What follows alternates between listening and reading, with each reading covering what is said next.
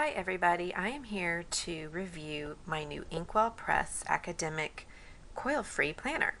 I have it sitting right here next to the one I've been currently using, which is an Erin Condren, also coil-free hardbound planner that is in the vertical design. And as you can see, with comparing to size, this one, the InkWell, is a lot smaller, and which is the reason why I purchased this one. I wanted something that could fit into my purse or my handbag. Also why I wanted coil-free, so it does not snag. I'm kind of done using my cell phone's calendar. Plus I'm just more of a paper person, and I'm always on the go. I want something I can easily throw into my handbag. So without further ado, let's open up my new planner. I'll just take this off, and as you can see, it says 2019, and it does start in June, July, and runs through the next year. It is also made of a heavy cardstock. It is not hardbound cardboard like the Erin Condren. I do prefer the cardboard, but I do, again, like the size better. And then when you open it up, you can see it has a flap here, but it's got these glued, binded pages, which I'm not really a fan of. Just getting this one out of the way, it looks like it should be stuck in here, but it's not. And I know other previous calendar reviewers have said that last year's model had the same problem. So I'm a little frustrated that they did not listen to their fans' advice and make it more bound. As you can see over here with the Erin Condren, it also lies flat. So you can turn, here we are, this is August, and it lies flat. There's not a problem, and it is bound as well. I guess I don't know how they do that with glue. So I do prefer this binding a lot better, and I like this ribbon that you can put on the week that you're working in. This one just has a flap, so if you open it up, you can bookmark that and close it, but it doesn't stay closed very well. It kind of leaves this gap. So I prefer a ribbon. Anyway, going to the first page, when you open it up, it's kind of like a welcome letter, advertisement about their videos, something I would rather not have in here, and it's glued on strangely. I don't know if that's an error or what, but I don't like that setup. Over here, the first page, you have your name and email and phone contact information. And then there are important dates here, and you can fill in from July through June. Again, this is an academic calendar. Over here are goals. There is personal, social, financial, dream big, it says, home, and health. Over here you have quarterly goals, 3 months, 6 months, 9 and 12 months you can write out for the year. And there's a year at a glance and a little quote. And then you start with the first month, which is July.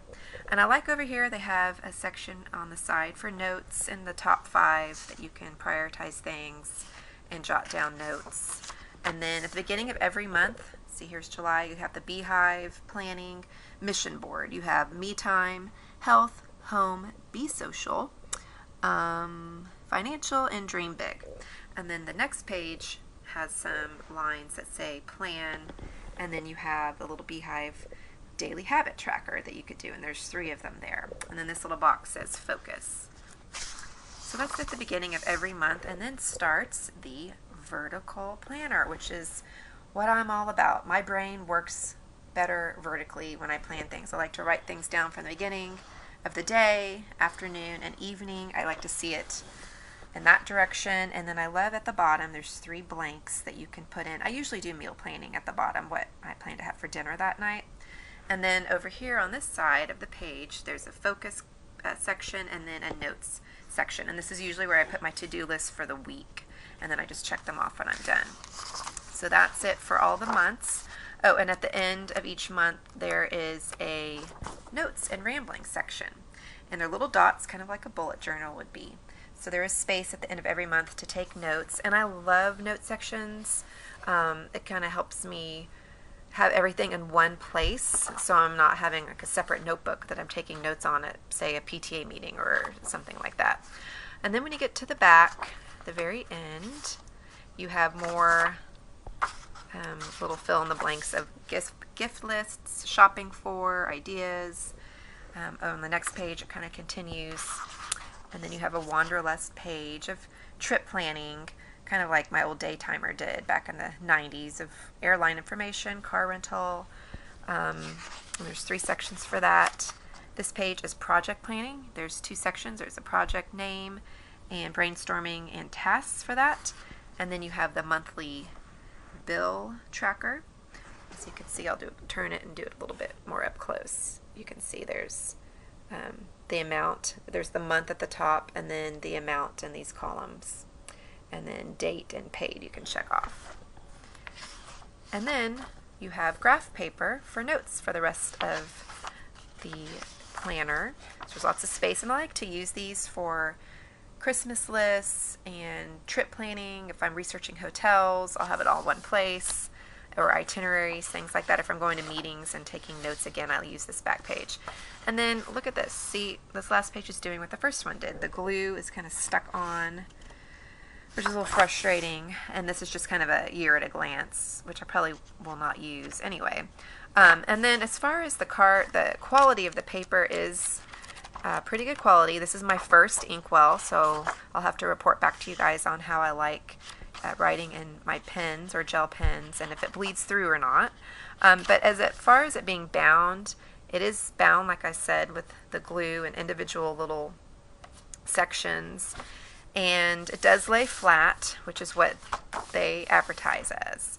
And the reason why I chose this is because I like vertical layouts, and the Erin Condren has a vertical layout. It's just the Erin Condren, it does come in a smaller size, just not vertically. And I've already written to them requesting they make a hardbound planner that's the size of my old bullet journal, like this one, so it could fit in my purse, because I never take this big one anywhere with me. But I do want one more this size. I just kind of looking off the bat, I can tell I probably like Erin Condren better than the InkWell with the quality of the book and the paper. I just am dreaming that they will eventually make one this size, smaller size, with a vertical layout. So I'll report back and let you know how I like using this one in a couple of months when I can start in July. But I'd love to hear your feedback and comments on what your favorite coil-free planners are, and also subscribe.